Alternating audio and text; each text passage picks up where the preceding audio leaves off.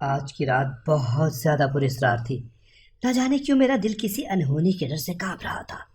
یوں تو میں بہت زیادہ بہادر تھی، کوئی چیز مجھے ڈرا نہ پاتی تھی۔ میری بہادری کی دلیل کے لیے کیا یہ بات کم تھی کہ ہر رات میری ڈیوٹی ایک ہاسپٹل میں مردہ خانے کے باہر لگتی تھی۔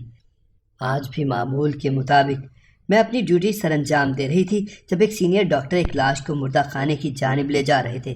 میں اسی لاش کو دیکھ رہی تھی۔ ڈاکٹر کے جانے کے بعد میں مردہ خانے میں چلی گئی۔ میں نے نئی آنے والی لاش کے اوپر سے سفید چادر ہٹا کر دیکھا تو ایک عورت کی لاش تھی۔ میں نے نبض ٹٹول کر دیکھا تو وہ بند تھی۔ میں ہر روز دسیوں لاشیں دیکھتی تھی، مگر میں ہر جذبے سے عاری ہو چکی تھی۔ ظاہر سی بات ہے، اب تو ہر روز لاش دیکھنا معمول کی بات تھی۔ مگر نہ جانے میرا دل اس عورت کو دیکھ کر دکھ کیوں گیا تھا۔ شاید اس لیے کہ وہ ایک لاوارث لاش تھی، یا کیا؟ جو بھی تھا، مجھے اس عورت کے چہرے کو دیکھ کر لگا تھا کہ شاید وہ بہت مظلوم سی تھی۔ میں مردہ خانے سے باہر آ کر اپنی ڈیوٹی سر انجام دینے لگی تھی۔ کچھ ہی دیر گزری ہوگی جب ایک خوش لباس سا لڑکا ہاسپٹل میں داخل ہوا تھا۔ وہ میرے پاس آ کر بولا، الشبا کہاں ہے؟ الشبا اس عورت کا نام تھا جس کی لاش کچھ دیر قبل مردہ خانے میں لائی گئی تھی۔ میں نے کہا، ڈاکٹرز اس کو بچا نہیں سکے تھے۔ میری بات سن کر وہ لڑکا زار و قطار رونے لگا۔ مار دیا میری الشبا کو، ان لوگوں نے مار دیا۔ وہ روتے ہوئے بار بار یہی جملہ دہرا رہا تھا۔ میں نے پوچھا، کن لوگوں نے؟ تو وہ لڑکا بولا، الشبا میری بیوی تھی، ہم دونوں نے گھر سے بھاگ کر شادی کی تھی۔ اس کے والدین بہت بڑے جاگیردار تھے، ان لوگوں کو یہ رشتہ منظور نہ تھا۔ وہ صلح کے بہانے میری بیوی کو واپس لے گئے اور اس کو زہر دے کر مار دیا۔ میں حیرت زدہ سے اس مرد کے آنسو اس کی صداقت کے گواہ تھے۔ میرا دل بسیج گیا۔ وہ لڑکا میرے قدموں میں گر گیا اور بولا، اس کے والدین تو اس کو لاوارث لاش سمجھ کر چھوڑ گئے ہیں، لیکن میں اس کو یوں چھوڑ کر نہیں جاؤں گا۔ اس کی تدفین میں خود کرواؤں گا۔ آپ مجھے یہ لاش لے جانے دیں۔ میں شش و پنج کا شکار تھی، لیکن میرا دل کہہ رہا تھا کہ جب شوہر موجود ہے تو پھر کیوں میں اس عورت کو لاوارثوں کی طرح دفن ہونے دوں؟ میں نے اس لڑکے کو تسلی دی اور خود ڈاکٹر کے کمرے میں چلی گئی۔ میں نے ڈاکٹر صاحب کو سارا معاملہ بتایا تو وہ بولے، ہاں ٹھیک ہے، لے جائے وہ لاش۔ ہم نے ایک لاوارث لاش رکھ کر کرنے بھی کیا ہے۔ پھر وہ میرے ساتھ اوپر آئے اور اس لڑکے کے ساتھ بات کی۔ ہاسپٹل کے عملے کو باخبر کیے بغیر ہی انہوں نے یہ کام بہت رازداری سے کیا تھا۔ لڑکے کے جانے کے بعد ڈاکٹر صاحب میرے کان میں بولے، اپنی زبان بند رکھنا، اس راز کو راز ہی رہنا۔ جتنے پیسے مانگو گی دے دوں گا، لیکن میں نہیں چاہتا کہ اس نیکی کے بدلے میرا ہاسپٹل یا میری جاب خطرے میں پڑے۔ مجھے بڑی حیرت ہوئی تھی۔ ایک طرف پیسوں کی ضرورت تھی تو دوسری طرف جوان جہان عورت۔ پیسوں پر میرا ضمیر نہ مانا تو میں بولی، ڈاکٹر صاحب اگر میں نے پیسے لے لیے تو اس نیکی کا اجر ضائع ہو جائے گا۔ اس عورت کا راز ہی رہے گا۔ ڈاکٹر صاحب مسکرا کر اپنے کمرے میں واپس چلے گئے۔ اس واقعے کے بعد سب کچھ معمول کے مطابق چلتا رہا۔ میرا دل بھی اپنی نیکی کا سوچ کر کافی مطمئن تھا، مگر ایک دن گزر جانے کے بعد نہ جانے میرا دل کیوں گھبرانے لگا تھا۔ رہ رہ کر الشبا کا وہ مظلوم سا چہرہ میری نگاہوں کے سامنے گھومتا رہتا تھا۔ اب مجھے احساس ہونے لگا تھا کہ کہیں مجھ سے کوئی غلطی تو نہیں ہو گئی۔ کیا وہ لڑکا سچ میں اس کا شوہر تھا یا پھر وہ کوئی ڈھونگی تھا؟ لوگ تو مردوں کے کفن تک چرا لیتے ہیں، وہ تو پھر جوان جہان عورت تھی۔ کیا پتہ وہ لڑکا اس کے گردے وغیرہ بیچ کر منافع کمانا چاہتا ہو۔ وہ لڑکی تو تھی بھی لاوارث، اس طرح تو اس کا کام بہت آسان ہو گیا ہوگا۔ میرا دل انجانے وسوسوں سے گھبرانے لگا تھا۔ میرا سکون حرام ہو چکا تھا۔ میں نے فیصلہ کر لیا تھا کہ میں اس لڑکے سے مل کر حقیقت کا پتہ ضرور لگاؤں گی۔ میرے پاس تو اس لڑکے کا کوئی اتا پتہ بھی نہ تھا۔ مجھے اس لاش کی فکر چین نہیں لینے دے رہی تھی۔ ایک دن میں نے فیصلہ کیا کہ میں اس لڑکے کا پتہ لگا کر ہی رہوں گی۔ اس فیصلے نے تو میری زندگی ہی بدل کر رکھ دی تھی۔ ہوا یہ تھا کہ میں ڈاکٹر صاحب کے کمرے میں گئی۔ میں نے سیدھی بات کی تھی، ڈاکٹر صاحب آپ نے مجھ سے کہا تھا کہ میں ایک راز کو راز ہی رکھوں، تو آپ مجھے منہ مانگا انعام دیں گے۔ ڈاکٹر صاحب بولے، میں اب بھی اپنی بات پر قائم ہوں۔ میں نے ڈاکٹر صاحب کی بات سنی تو مجھے حوصلہ ہوا۔ میں بولی، ڈاکٹر صاحب مجھے اس عورت کی بڑی فکر ہے۔ مجھے لگتا ہے کہ کہیں ہم نے کچھ غلط نہ کر دیا ہو، اس لیے میں اس لڑکے سے ملنا چاہتی ہوں تاکہ اس عورت کی قبر پر کر ایک بار اپنی آنکھوں سے دیکھ لوں، تاکہ مجھے تسلی ہو جائے۔ ڈاکٹر صاحب نے بنا کچھ کہے ایک کاغذ پر مجھے پتہ لکھ کر دے دیا۔ میں ان کا شکریہ ادا کر کے وہاں سے چلی آئی تھی۔ میرے دل کو بہت سکون سا مل گیا تھا۔ رات کی ڈیوٹی ختم ہوئی، گھر جا کر میں نے کچھ دیر آرام کیا اور پھر میں اس پتے کو پلو میں باندھ کر سفر پر نکل گئی تھی۔ مجھے نہیں معلوم تھا کہ یہ سفر مجھے ایک سبق سکھا دے گا کہ کبھی کسی پر بھروسہ نہیں کرنا چاہیے۔ میں نے اس پتے پر پہنچ کر اس گھر کو ڈھونڈا، پھر اس گھر کے دروازے پر دستک دی، لیکن یہ دیکھ کر میرے تو قدموں تلے سے زمین ہی نکل گئی تھی کہ دروازہ کھولنے والا اور کوئی نہیں بلکہ الشبا خود تھی، ایک مردہ لڑکی جس کی لاش اس کا شوہر دفنانے کے لیے لے جا چکا تھا۔ وہ اب دروازے پر کھڑی تھی۔ میں تو چکرا ہی گئی تھی۔ میں نے آؤ دیکھا نہ تھا، جس رکشے میں آئی تھی اسی رکشے میں بیٹھ کر واپس لوٹ گئی۔ میرا جسم کانپ رہا تھا، مجھے شدید گھبراہٹ ہو رہی تھی۔ مجھے لگا میری آنکھوں نے دھوکہ کھایا ہے، لیکن پھر بھی ایک مردہ لڑکی کو اپنے لیے دروازہ کھولتے ہوئے دیکھنا معمولی بات نہیں تھی۔ مجھ پر شدید قسم کا خوف طاری ہو چکا تھا۔ اسی خوف کے باعث مجھے بخار ہو گیا۔ میں 3 دن تک بخار میں پڑی پھنکتی رہی تھی، لیکن جب بخار کچھ کم ہوا تو مجھے پھر الشبا کا خیال ستانے لگا تھا۔ میری آنکھوں نے جو دیکھا تھا اسے ماننے کے لیے میرا دماغ راضی نہیں تھا۔ بس میں نے اپنی بے سکونی ختم کرنے کے لیے ایک بار پھر وہاں پر جانے کا ارادہ کیا تھا۔ میں نے سوچ لیا تھا کہ اب تو میں پورا سچ جان کر ہی دم لوں گی۔ کچھ دنوں کے بعد جب میں مکمل طور پر صحت یاب ہو گئی تو میں پھر سے اس پتے پر پہنچ گئی تھی۔ ایک بار پھر الشبا نے ہی میرے لیے دروازہ کھولا تھا۔ میرے چہرے کا خوف شاید وہ بھانپ چکی تھی، اسی لیے بولی تھی، خالہ گھر آئیے، گھبرائیے مت، میں زندہ ہی ہوں۔ آپ کی پریشانی شاید میں کم کر سکوں۔ میں اس کے ساتھ گھر میں داخل ہو چکی تھی۔ گھر میں ہو کا عالم تھا، ہر طرف خاموشی چھائی ہوئی تھی۔ میں نے اسے پوچھا، الشبا بیٹا تم تو مر چکی تھی نا، اور وہ تمہارا شوہر وہ کہاں ہے؟ نظر نہیں آ رہا۔ الشبا بولی، خالہ میں کب مری تھی؟ مرا تو میرا شوہر تھا، اسے مرے ہوئے تو 8 ماہ کا عرصہ بیت چکا ہے۔ الشبا کی باتیں سن کر میں تو چکرا کر رہ گئی تھی۔ میں نے اسے کہا، بیٹا پہیلیاں مت پھچواؤ، مجھے ساری حقیقت بتاؤ کہ تم کون ہو، تمہاری حقیقت کیا ہے؟ تو وہ بولی، خالہ میں ایک متوسط طبقے سے تعلق رکھنے والی لڑکی ہوں۔ ہم 3 بہنیں تھیں، میں سب سے بڑی تھی۔ ہمارے گھر 2 وقت کی روٹی ملنا بھی کبھی کبھار مشکل ہو جاتا تھا، اسی لیے میرے والدین جلد از جلد بیٹیوں کے بوجھ سے آزاد ہونا چاہتے تھے۔ میرا رشتہ بچپن میں ہی میرے چچا زاد کزن اویس احمد سے طے کو اس رشتے کی بابت معلوم تھا، اس لیے ہم دونوں میں محبت پروان چڑھ گئی تھی۔ ہماری شادی 1 ماہ کے بعد ہونا طے پائی تھی۔ ہم دونوں ہی یہ دن گن گن کر کاٹ رہے تھے، لیکن قسمت کو کچھ اور ہی منظور تھا شاید۔ میں اپنی امی کے ساتھ ایک قریبی رشتہ دار کی شادی میں گئی، جہاں مجھے ایک بڑے جاگیردار کے بیٹے نے پسند کر لیا تھا۔ 1 ہی ہفتے کے بعد میرا رشتہ آ گیا تھا۔ میں نے صاف انکار کر دیا، مگر اتنے بڑے جاگیردار کا ہمارے غریب خانے آنا کوئی معمولی بات تو نہیں تھی نا۔ ابو تو ان کے آگے بچھے ہی چلے جاتے تھے۔ ابو نے ان کو بتا دیا تھا کہ میرا رشتہ میرے چچا کے ہاں طے ہے، اگر ہم نے رشتہ آپ سے جوڑ لیا تو بھائی کے ساتھ تعلقات خراب ہو جائیں گے، اس کے عوض ہمیں کچھ تو ملنا چاہیے۔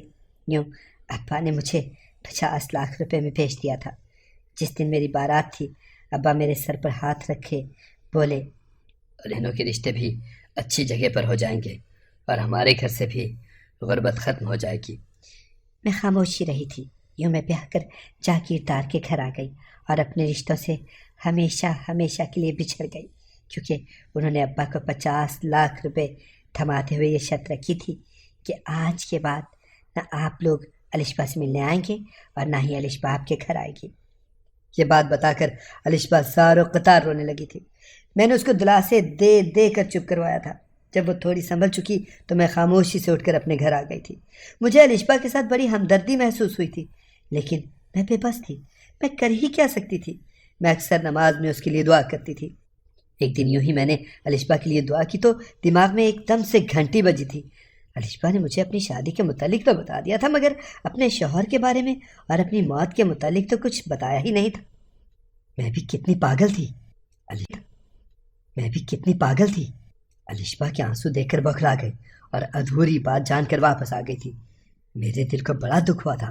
میں نے کتنی مدد کی تھی اس کی، لیکن پھر بھی وہ مجھے اپنا سچ بتانے سے کترا رہی تھی۔ لیکن جو بھی تھا، میں نے دل میں یہ ٹھان لی کہ میں ایک بار پھر سے الشبا کے گھر جاؤں گی اور مکمل سچ جان کر ہی رہوں گی۔ میں نے بنا کچھ سوچے سمجھے رکشہ روکا اور اس کے گھر جا پہنچی، لیکن مجھے شدید دھچکا لگا تب جب اس گھر کے دروازے پر بڑا سا تالا مجھے منہ چڑھا رہا تھا۔ اس تالے کو دیکھ کر میں نے دل میں سوچا تھا کہ اب الشبا اور اس کی موت کا راز ہی رہ جائے گا، لیکن میں نہیں جانتی تھی کہ آگے کیا ہونے والا ہے۔ میں مایوس سی گھر لوٹی تو میری حیرت کی انتہا نہ رہی۔ میرے گھر کے دروازے کے سامنے الشبا کھڑی تھی۔ میں نے دروازہ کھولا اور اسے اپنے ساتھ اندر لے آئی۔ اس کو پانی پلا کر میں اس کے پاس ہی بیٹھ گئی تھی۔ میں نے پوچھا، یہاں کیسے پہنچی ہو؟ تو وہ بولی، مجھے ہاسپٹل لے گیا تھا، اسی نے ڈاکٹر سے آپ کا پتہ لے کر دیا تھا۔ میں نے کہا، یہ تو سب ٹھیک ہے، لیکن مجھے یہ بتاؤ کہ تم یہاں کیا کرنے آئی ہو؟ تو وہ بولی، مجھے رہنے کے لیے ٹھکانہ چاہیے۔ میں نے ٹھکانہ دینے کی حامی بھر لی تھی۔ میں نے اس سے کہا، اگر تم بغیر چالاکی کے مجھے اپنی زندگی کی ساری داستان سنا دو گی تو میں تمہاری کچھ مدد کر سکوں گی۔ وہ رونے لگی تھی۔ روتے ہوئے وہ اب اپنی زندگی کا خلاصہ مجھے بتانے لگی تھی۔ خالہ، میری شادی جاگیردار کے بیٹے سے ہو چکی تھی۔ میں نے کڑوا گھونٹ سمجھ کر پی لیا تھا اور اپنے شوہر کو دل و جان سے اپنا لیا تھا، لیکن قسمت نے میرے ساتھ وفا نہیں کی۔ میری شادی کو ابھی ایک ہفتہ ہی ہوا تھا کہ میرے شوہر دشمن کی گولی لگنے سے اس دار فانی سے کوچ کر چکے تھے۔ اب سسرال میرے لیے جیل بن چکی تھی۔ مجھے ہر کوئی منحوس کہتا تھا۔ لوگ کہتے تھے میں نے جاگیردار کے بیٹے کو کھا لیا ہے۔ میری ساس مجھ پر ظلم کرنے لگی۔ مجھے گھر میں ملازمہ سے بھی کم درجہ دیا گیا تھا۔ اللہ اللہ کر کے میری عدت پوری ہوئی تو میرے والدین مجھے لینے آئے، مگر جاگیر صاحب نے انہیں بے عزت کر کے گھر سے نکال دیا تھا۔ وہ بولے، تم لوگ تو اپنی بیٹی 50 لاکھ کے عوض بیچ چکے ہو، اب یہاں کیا کرنے آئے ہو؟ میرے والدین مایوس لوٹ گئے تھے۔ میری زندگی اس قید خانے میں دن بدن تنگ ہوتی جا رہی تھی۔ انہی دنوں میری ساس کو ہارٹ اٹیک ہو گیا، لیکن ان کی جان بچ گئی۔ وہ ہاسپٹل میں ہی ایڈمٹ تھیں۔ انہوں نے فرمائش کی کہ الشبا ہی ان کی خدمت کرے۔ یوں میں ڈرائیور کے ساتھ ہاسپٹل سے گھر اور گھر سے ہاسپٹل آتی جاتی رہتی تھی۔ ایک دن ڈرائیور بولا کہ وہ مجھے پسند کرنے لگا ہے۔ مجھے اس کی بات شدید ناپسند آئی اور میں نے اس کو دھمکی دی کہ میں اس کی ساری اصلیت جاگیردار صاحب کو بتا دوں گی۔ وہ بولا، جاگیردار صاحب کو اگر تم کچھ بھی ایسا ویسا بتاؤ گی تو جائے گی۔ میں خاموش ہو گئی تھی۔ یہ وہ ڈرائیور مجھ سے اکثر اپنی محبت کا اظہار کرتا رہتا تھا، لیکن میں نے اس کے متعلق کبھی بھی نہیں سوچا تھا۔ لیکن اب حالات بدل چکے تھے۔ جاگیردار صاحب کا چھوٹا بیٹا مجھ پر پہلی نظر رکھ کر بیٹھا تھا۔ جب مجھ پر اس کی نظر کی گندگی کا انکشاف ہوا تو مجھے لگا کہ میں تو بری طرح سے پھنس چکی ہوں۔ ہر کوئی تو وہاں میرا دشمن تھا۔ مجھے واحد سہارا ڈرائیور ہی نظر آیا تھا۔ اس کے ساتھ نکاح کر کے کم از کم میری عزت تو محفوظ رہتی نا۔ یوں مجبوری کے تحت میں نے ڈرائیور سے کہہ دیا، اگر تم سچے ہو تو مجھے یہاں سے آزاد کروا لو، میں تمہاری ہو جاؤں گی۔ آگے جو کچھ بھی ہوا وہ آپ کے سامنے ہے۔ خالہ، وہ ڈرائیور مجھ سے وفا نہیں کر پایا۔ وہ مجھے آپ کے گھر کے دروازے کے سامنے ہمیشہ کے لیے چھوڑ کر گیا ہے۔ وہ ڈر گیا ہے کہ اگر جاگیردار صاحب کو پتہ چل گیا کہ میں مری نہیں بلکہ زندہ ہوں تو اسے موت کے گھاٹ اتار دیں گے۔ الشبا مجھے یہ سب بتا کر رو پڑی تھی۔ اس کی آنکھوں میں بڑا درد سمویا ہوا تھا۔ وہ بس مجھے یہ سب ہی بتانا چاہتی تھی۔ اس کی موت کا راز اب بھی راز ہی تھا، مگر میں نے اس وقت اسے مزید کریدنا مناسب نہیں سمجھا تھا۔ میں نے اسے کھلے دل سے اپنے گھر میں پناہ دے دی تھی۔ وہ میری بیٹی بن گئی تھی۔ میں خود تو تنہا رہتی تھی، اس لیے گھر کے کام بھی مجھے خود ہی کرنے پڑتے تھے، لیکن اب جب سے الشبا آئی تھی اس نے سارا گھر سنبھال رکھا تھا۔ وہ بہت اچھی تھی، لیکن شدید سہمی رہتی تھی۔ جب وہ کام کر رہی ہوتی اور میں اس کے پاس چلی جاتی تو وہ اچانک بکھرا جاتی تھی۔ وہ اکثر کہتی تھی، مجھے لگا کہ شاید جاگیردارنی آ گئی ہے۔ اس کے ہاتھوں پر جاگیردارنی کے مظالم کے نشان تھے، بازو نیل سے بھرے پڑے تھے اور دل چھلنی ہوا پڑا تھا۔ وہ کام کرتے کرتے روتی رہتی تھی، ڈرتی بھی رہتی تھی۔ اب تو الشبا کو میں اس سے چوری چپ کے کسی سے رابطے میں تھی۔ اگر اسے یہ معلوم ہو جاتا تو وہ ڈر سے ہی مر جاتی۔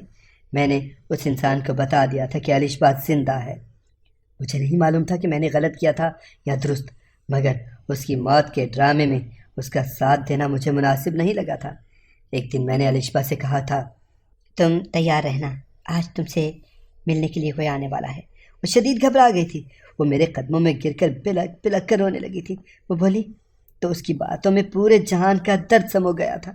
خالہ، خدا کا واسطہ ہے، مجھے کسی کے حوالے مت کرنا، میں حق کی نوکرانی بن کر رہوں گی۔ مجھے جاگیرداروں سے بچا دیں۔ میرے ساتھ میرے باپ نے بھی برا کیا تھا، میرے ساتھ جاگیرداروں نے بھی برا کیا تھا۔ ڈرائیور نے تو مجھے کہیں منہ دکھانے کے قابل ہی نہیں چھوڑا۔ اب آپ کہیں مجھے موت کے حوالے مت کر دیجیے گا، میں بہت لاچار ہوں۔ میرے ساتھ اپنوں نے بھی وفا نہیں کی تھی، اگر آپ نے بھی مجھے جاگیرداروں کے حوالے کر دیا تو وہ مجھے بھوکے کتوں کے سامنے پھینکوا دیں گے۔ الشبا زاروں کے تار رو رہی تھی۔